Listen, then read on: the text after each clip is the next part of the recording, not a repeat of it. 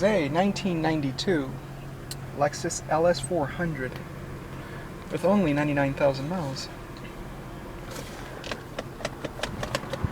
I had an experience with them before, and they were quite decent running cars, especially on the road, and they were quite peppy. This model Lexus was introduced as a 1990 year model, trying to compete against Mercedes, and they did quite a good job at it. Lots of rather good quality materials throughout. The only thing is the styling was very conservative. At the time, in 1990 and 1991, it was better looking than the S-Class Mercedes, which looked like an old piece of shit compared next to this thing. Well, let's get around and critique the interior. Dash, everything soft to the touch then, even the lid to the glove compartment. Everything down to the sides of the center stack, down to the center console. These cars came with a 4-speed auto. Couldn't have expected anything better those days. Here's the rest of the center console. There's a little coin holder. Armrest is nicely plush, it's comfortable. There's the cup holders. They are quite low, so a drink may end up being a bit tipsy. Ashtray. Here's the radio. Then they used a Pioneer sound system. Here's the climate control. You can see the display's up here. Hazards, and these had a dimmable rear view mirror, and once you push the button it instantly dimmed. Watch, you can see, nice and quick. I always thought that was cool that they were the only ones that did it that fast. You have a little teeny sun visor here to block off sunlight above the rear view mirror. That was a bit piece of shit though, but it works.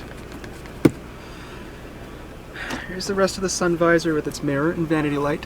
The sun visor itself is nicely thick, very sturdy. There's a light switch, more lighting fixtures. Here's the sunroof, which this one was to tilt only, and the rest open the sunroof. The headliner was very plush, nicely done. The steering wheel was nicely thick and it's leather wrapped. And steering wheel also tilted electrically, as you can see, and it telescopes, but you have to do that manually.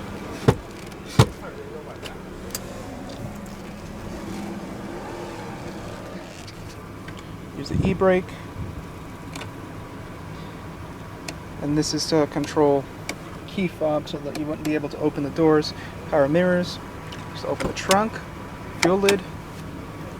Door panel all soft to the touch, no complaints there. Sides are very plush, very cushiony. Though the armrest is quite hard. It is somewhat padded, but really very hard overall. Here are the power windows.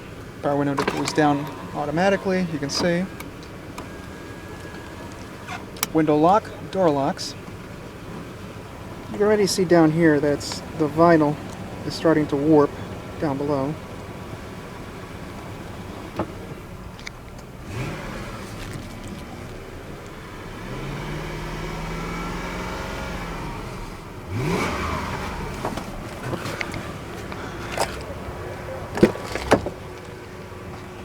Backseat was quite spacious overall, and the seat was very plush, and you also had rear AC vents and power outlet nowadays, but that's actually a cigarette lighter.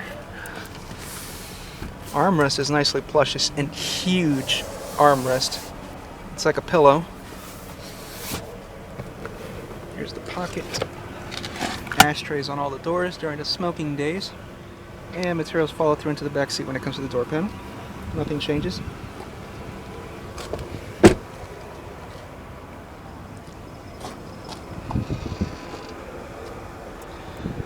And some tools right there, roadside. CD changer, 10 disc.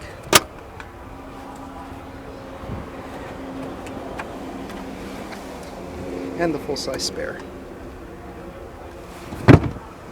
Shrink is a bit on the small side though.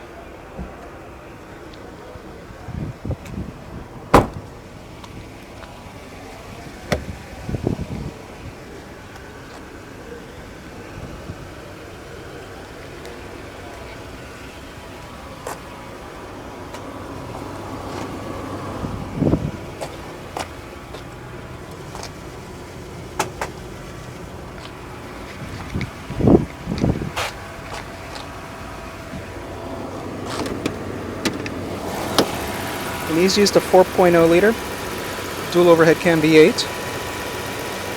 It was a decent engine then, but they were prone to smoking those days. But it is a very attractive looking engine.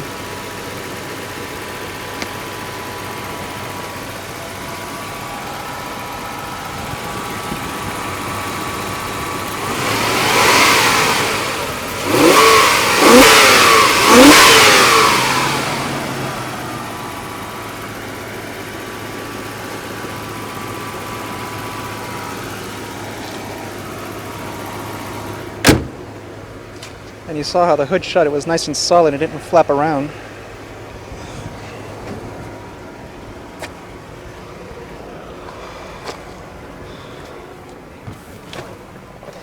But yeah, then Toyota really did quite a decent job with this car back then.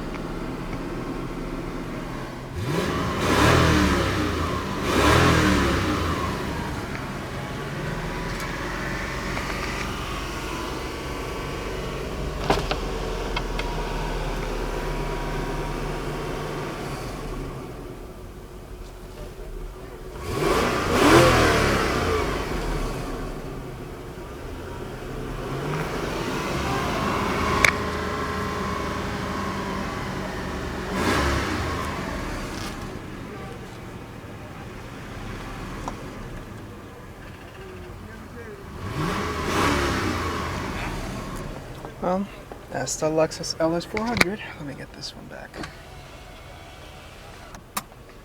Engine sounded great though.